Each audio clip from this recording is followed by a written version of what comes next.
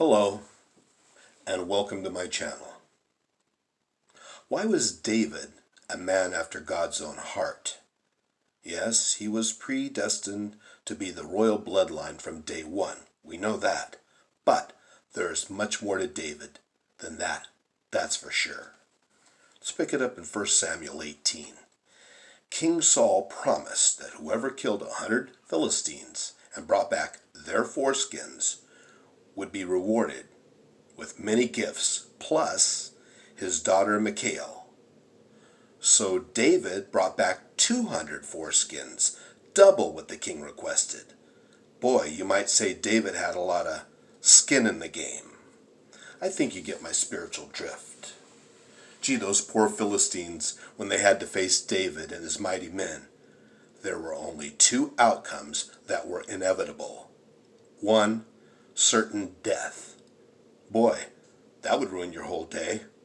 And two, if you managed to escape from David, you probably soiled your pants that day. I think you get my spiritual drift. Now let's pick it up in 2 Samuel 6. Amen? And David danced before the Lord with all of his might, wearing a priestly garment. So David and all the people of Israel brought up the ark of the Lord with shouts of joy and blowing the ram's horn. That's the shofar. And that was usually used for signaling in battle or a religious occasion. Amen? But as the ark of the Lord entered into the city of David, Michal, daughter of Saul, looked down from her window when she saw King David leaping and dancing before the Lord. She was filled with contempt for him. When David returned home to bless his family, Michal, daughter of Saul, came out to meet him. She said in disgust, "How distinguished the king of Israel looked today, shamelessly exposing himself to the servant girls like any vulgar person might do." And then David responds to her. David said, "I was dancing before the Lord, who chose me above your father and your family. He appointed me as leader of Israel, the people of the Lord. So I celebrated before the Lord. Yes, and I am willing to even look more foolish and even to be humiliated in my own eyes.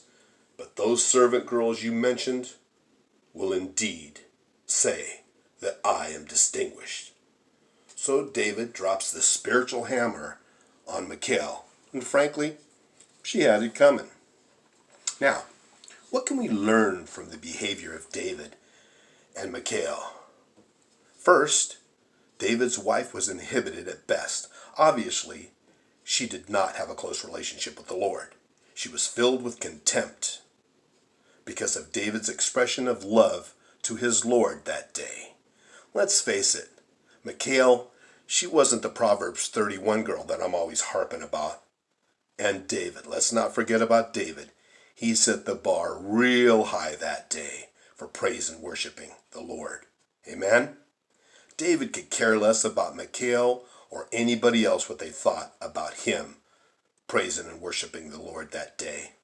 He was focused on the Lord exclusively. Amen? The Spirit of the Lord is in my heart. I will dance as David danced.